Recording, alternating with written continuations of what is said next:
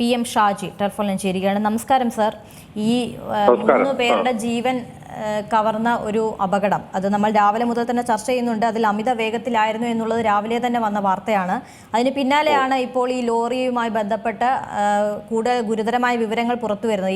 ഈ ഓടിച്ച ആൾക്ക് ലൈസൻസ് ഇല്ലായിരുന്നു, ഹെവി വെഹിക്കിൾ ലൈസൻസ് ഇല്ലായിരുന്നു എന്നുള്ളതാണ് ഒന്നാമത്തെ കാര്യം. രണ്ടാമത്തെ കാര്യം, ഇത് 17 വർഷം പഴക്കമുള്ള ഒരു വണ്ടിയാണ്, പലതവണ നിയമലംഘനങ്ങൾ നടത്തിയതാണ്. ഒപ്പം തന്നെ ഫിറ്റ്നസ് ഈ കഴിഞ്ഞ ഏപ്രിലാണ് ഫിറ്റ്നസ് സർട്ടിഫിക്കറ്റ് ലഭിച്ചതെന്നും പറയുന്നു.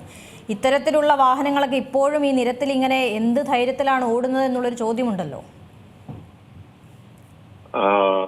ഇത് ഈ 15 വർഷം കഴിഞ്ഞ വണ്ടികൾക്ക് നമ്മൾ 20 വർഷം വരെ വണ്ടികൾ പുതുക്കി കൊടുക്കാറുണ്ട്.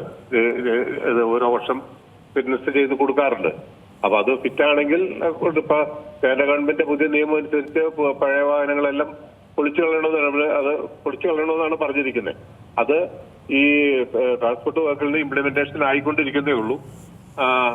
സർക്കാർ വണ്ടികൾ 15 വർഷം കഴിഞ്ഞ സർക്കാർ വണ്ടികളെല്ലാം പൊളിച്ച് കളയുകയാണ് ചെയ്യുന്നത്.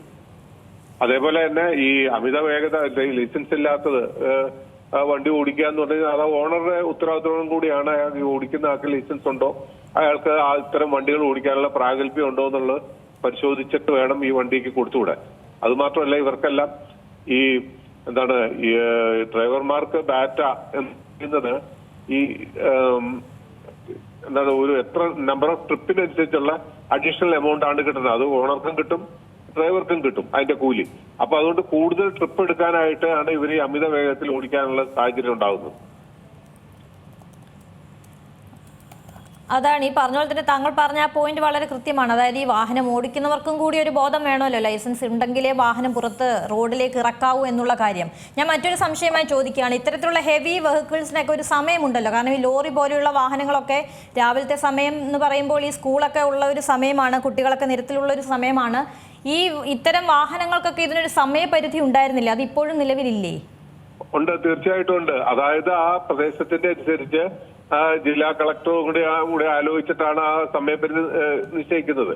അപ്പൊ ഓരോ വ്യത്യസ്ത സ്ഥലങ്ങളിലും ആ ഉപയോഗത്തിന് വ്യത്യാസം വരുന്നതുകൊണ്ട് സമയപരിധി ഒരു സ്റ്റാൻഡേർഡ് ടൈം ഗവൺമെന്റ് പറഞ്ഞിട്ടുണ്ട്. പക്ഷെ അതിന് മോഡിഫിക്കേഷൻ വരുത്താനായിട്ടുള്ള, അത് നിശ്ചിതമായിട്ട് മാറ്റാനായിട്ടുള്ള ഇത് ജില്ലാ കളക്ടറുടെ മാത്രമാണ് അനുവാദം കൊടുത്തിട്ടുള്ളത്.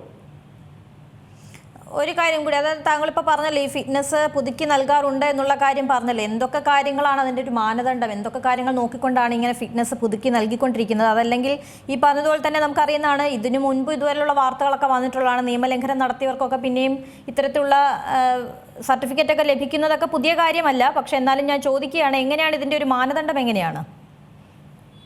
അത് ഈ എല്ലാ വാഹനങ്ങളും, അതായത് ട്രാൻസ്പോർട്ട് കാറ്റഗറിയിൽ പെടുത്ത വാഹനങ്ങൾ, അതായത് സ്വകാര്യ അല്ലാതെ ഈ പബ്ലിക് യൂട്ടിലിറ്റിക്ക് ഉപയോഗിക്കുന്ന എല്ലാ വാഹനങ്ങളും എല്ലാ വർഷവും പരിശോധനയ്ക്ക് ഹാജരാകണം. അത് അതിന്റെ സാങ്കേതികമായിട്ടും മറ്റുള്ള എല്ലാ കാര്യങ്ങളും ഉദ്യോഗസ്ഥർ പരിശോധിച്ചിട്ടാണ് സർട്ടിഫിക്കറ്റ് കൊടുക്കുന്നത്. താങ്കളിപ്പോ ഇത് കേട്ടതിൽ നിന്നും താങ്കൾക്ക് എവിടെയെങ്കിലും ഒരു നിയമലംഘനം സംഭവിച്ചിട്ടുണ്ട് എന്ന് താങ്കൾക്ക് തോന്നുന്നുണ്ടോ?